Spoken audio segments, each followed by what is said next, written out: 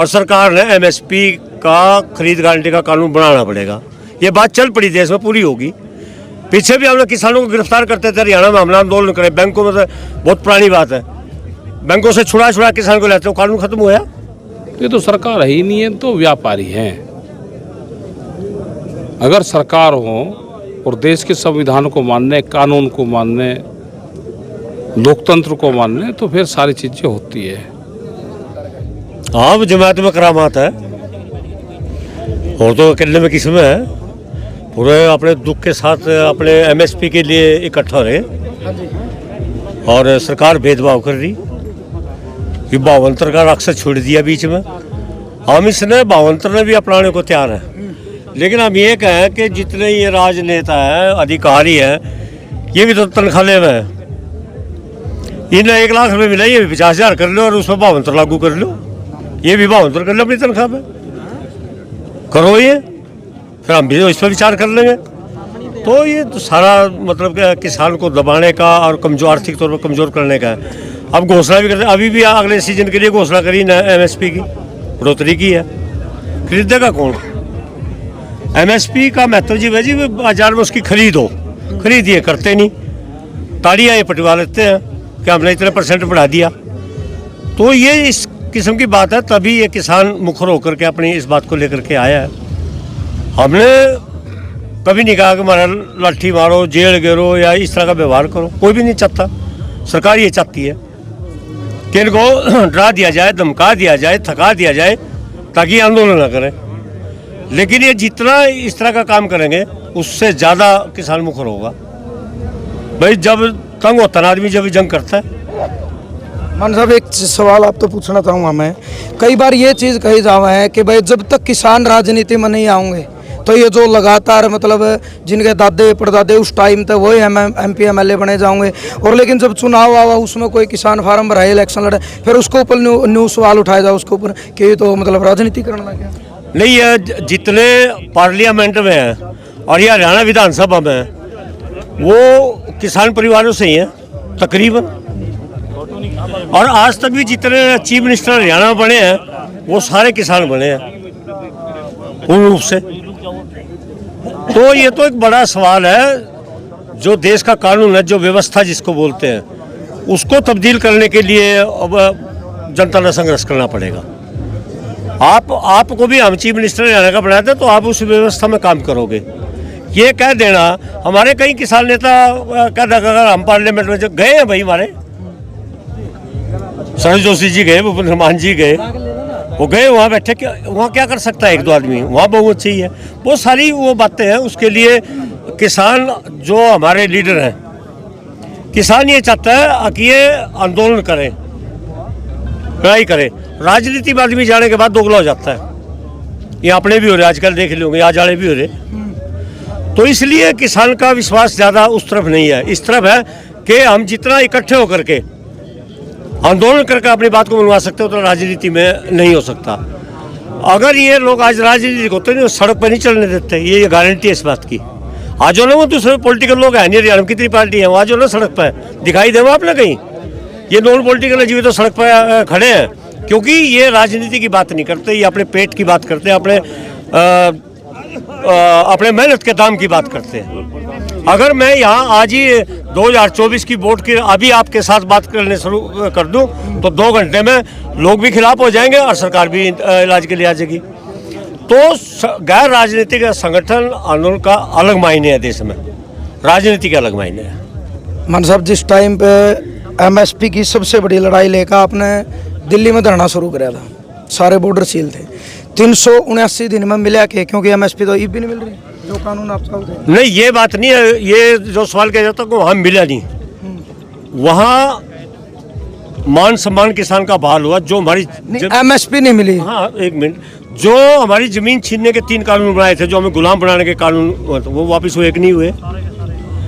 आज किसान उसी आंदोलन के है कि हम इकट्ठा होकर के आंदोलन करना सीख गए। टिकैत साहब भी कहते हैं, वहाँ हमारी ट्रेनिंग भी हुई है, 13 महीने ट्रेंड हो रहे हम, और ट्रेंड कहता है तो बैठा जो रहा सारे ये, तो आप कह रहे ताती सड़क ऊंचा घाम पड़ने लग रहा, सारा हो रहा, ट्रेंड हो गए।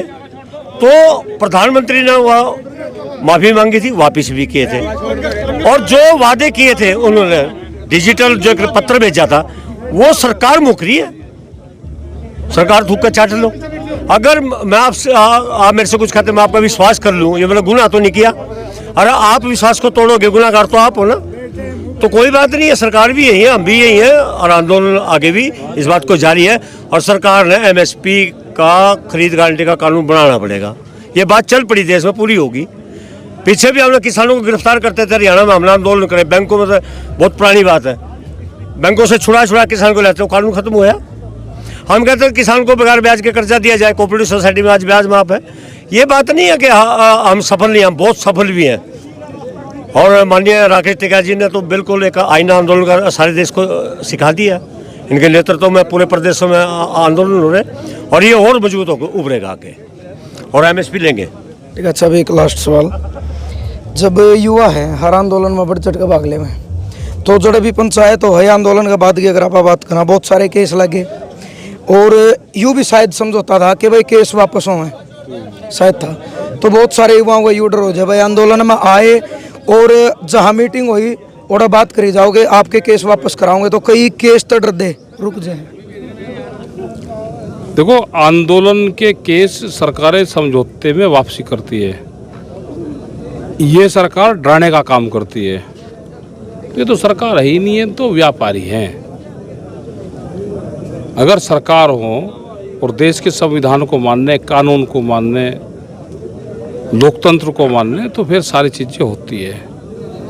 ये तो आंदोलन को भी दबाने का काम करेंगे, कैसे लोग ये डरें और हमको अपनी प्रॉपर्टी, जमीन, जायदाद, और मैं पूरे देश को इसको बेचने का काम करूं। ये तो व्यापारियों की सरकार है, बड़े उद्योगपतियों की सरकार है, इसको आप सरकारें नहीं कह सकते। कैसा कैमरा और कलम पर बंदूक का पहरा है, कैसे चैनल लोगों ने अपने बनाए होंगे और उनके चैनल एक ही आदमी को दे दिए कि इसको बेचो। कोई अपने घर नहीं बेचना चाहता तो बेचा। कैसे देश के सीमेंट के कारखाने अलग अलग व्यापारियों के थे, वो भी एक ही आदमी को बेचे। तो ये तानाशाही नहीं है? क्या होगा? यहाँ से बहुत आदमी देश छोड़ कर चला गया। जो उद्योगपति था उसने बाहर अपने काम धंधे कर लिया, चुपचाप बैठा। तो ये देश तो तानाशाही की तरफ जा रहा है। तानाशाही रुक्स का है ये जो पीरियड है, ये लोकतंत्र से तानाशाही की तरफ जाता है, बीच का पीरियड है अभी ये। अभी नहीं, अभी तो लोग जातिवाद में, धर्मवाद में, भाषावाद में, क्षेत्रवाद में अभी तो बटा हुआ है। 24 में कुछ बदलाव? वो तो पॉलिटिकल वाले बताएंगे भाई, हम तो चुनाव लड़ते नहीं। मतलब जनता कर्ज के कुछ बदलाव सोच समझ गए? ईमानदारी से होगा तो ये हारेंगे, और बेईमानी से होगा तो जीतेंगे। तो जनता बेईमानी क्यों नहीं रोक सकती? ऐसा जनता की सारी चीज़ें हाथ में नहीं रहती। जनता वोट ही तो दे सकती है।